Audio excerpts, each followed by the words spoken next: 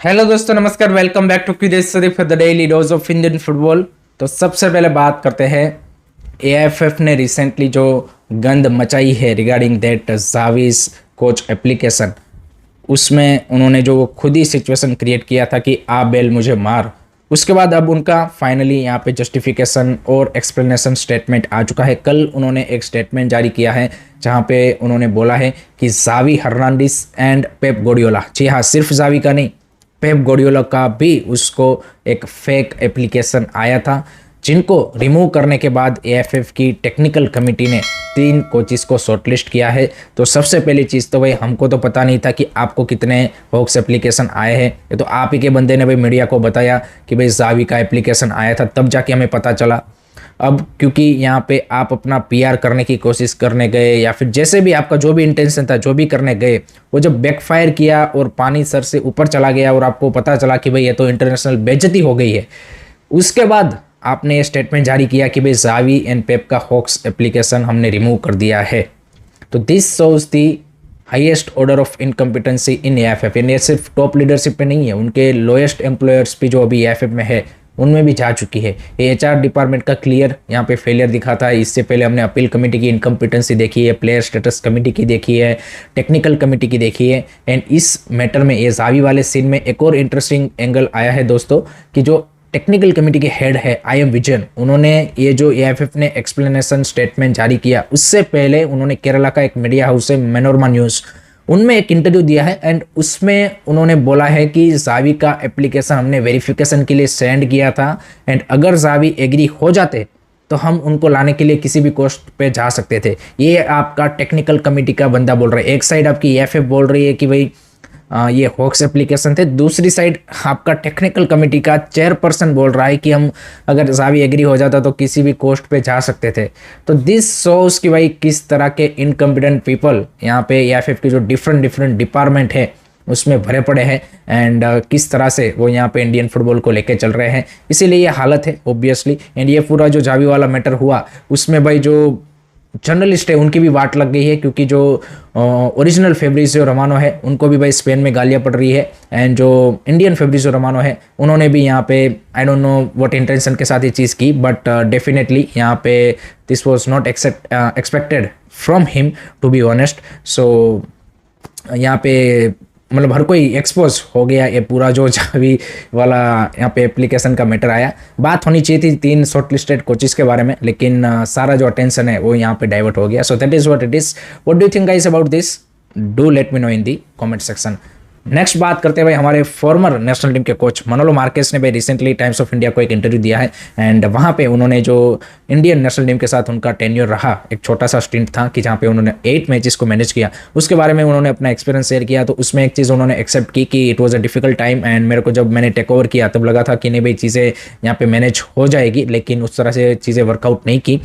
एक चीज़ और उन्होंने एक्सेप्ट की कि मैं अपना जो सेट ऑफ प्लेयर्स है वो कभी फाइंड कर ही नहीं पाया। मैंने टोटल 49 प्लेयरों को 8 मैचेस में कॉल अप दिया, जिसमें से 42 प्लेयर्स ऐसे थे कि जो पहले कभी ना कभी इंटरनेशनल फुटबॉल, चाहे वो 1 मिनट के लिए भी हो, लेकिन खेल चुके थे। एंड कुछ नए प्लेयर को भी ट्राई आउट किया, लेकिन चीज़ें उस तरह से वर्कआउट नहीं की। थोड़ा सा एक्सक्यूज़ भी उनकी ओर से आता हुआ दिखा उनके स्टेटमेंट में कि भाई बांग्लादेश में सडनली हमजा चौधरी आ गए थे, एंड हांगकॉन्ग में 5 से 6 नेचुरलाइज प्लेयर खेल रहे थे। तो अगर मान जी कि इंडिया यहाँ पे एफसी एशियन कप क्वालिफाई नहीं करता तो उनको भी अपना रूल चेंज करना चाहिए, और इस तरह की चीज़ें यहाँ पे उन्होंने सारी बोली। बट डेफिनेटली भाई यहाँ पे जब नेशनल टीम के या फिर किसी भी टीम के भाई रिजल्ट नहीं आते तो coach is the first person की जिनके ऊपर भाई ब्लेम जाता है। नो डाउट प्लेयरों का भी यहाँ पे यू कैन से कि फेलियर होता है, फेडरेशन का भी होता है, सबका होता है, लेकिन आपको एज अ कोच वो ब्लेम लेना ही पड़ेगा। तो उन्होंने वो चीज़ एक्सेप्ट भी की। सो देखते हैं मनोलो मार्केस अब एफसी गोवा के साथ आगे किस तरह से चीज़ें कंटिन्यू करते हैं, वो देखना होगा।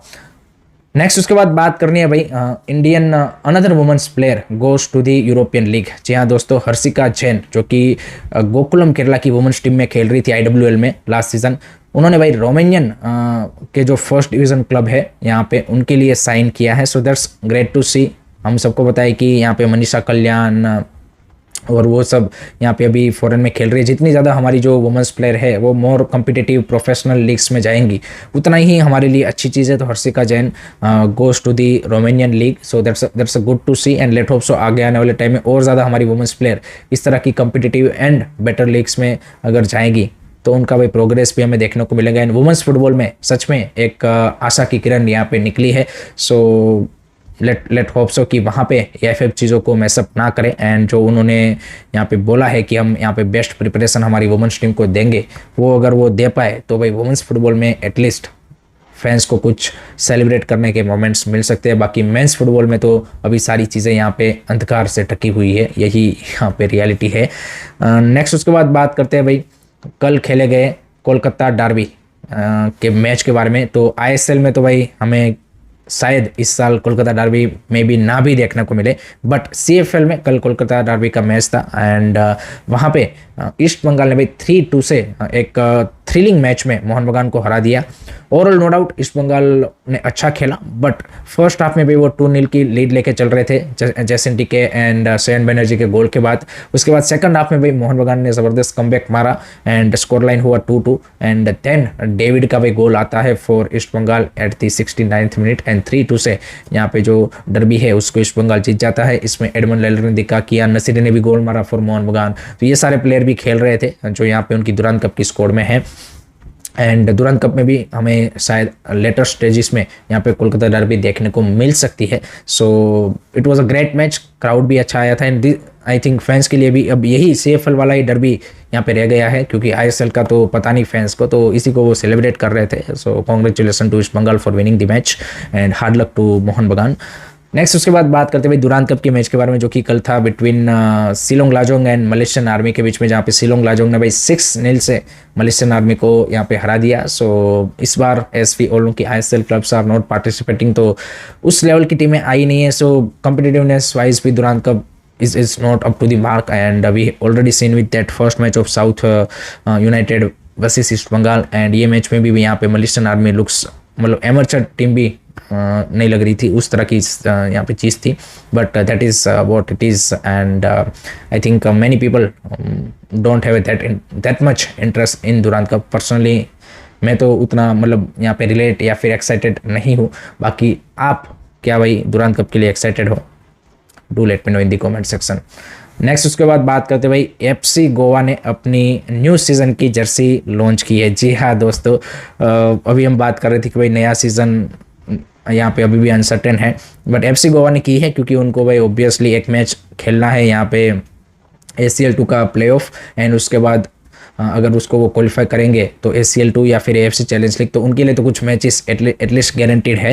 तो जर्सी तो उन्होंने लॉन्च की है, लेकिन आप देख सकते हैं उसमें कोई फ्रंट में किट स्पॉन्सर नहीं है यहाँ पे। That is the surprising thing, and surprising तो नहीं वैसे, क्योंकि आपकी लीग की कोई श्योरिटी नहीं है, तो स्पॉन्सर्स भी भाई कोई ऑन बोर्ड नहीं आएगा। So that's the one major problems for club, जो कि यहाँ पे अभी वो फेस करेंगे कि भाई जो स्पॉन्सर्स है यहाँ पे आपको देखने को मिलते हैं, जो बेटिंग स्पॉन्सर्स है पर्टिकुलरली, कि जिनके ऊपर ही सारे जो क्लब्स का स्पॉन्सरशिप का रेवेन्यू यहाँ पे डिपेंड करता है, वो यहाँ पे बैक ऑफ कर रहे हैं। So that is the not good sign. So that's it from my side guys regarding today's Indian football news. I hope कि आपको वीडियो पसंद आया होगा। Keep supporting Indian football, don't forget to like share subscribe curiously. जय हिंद, जय भारत।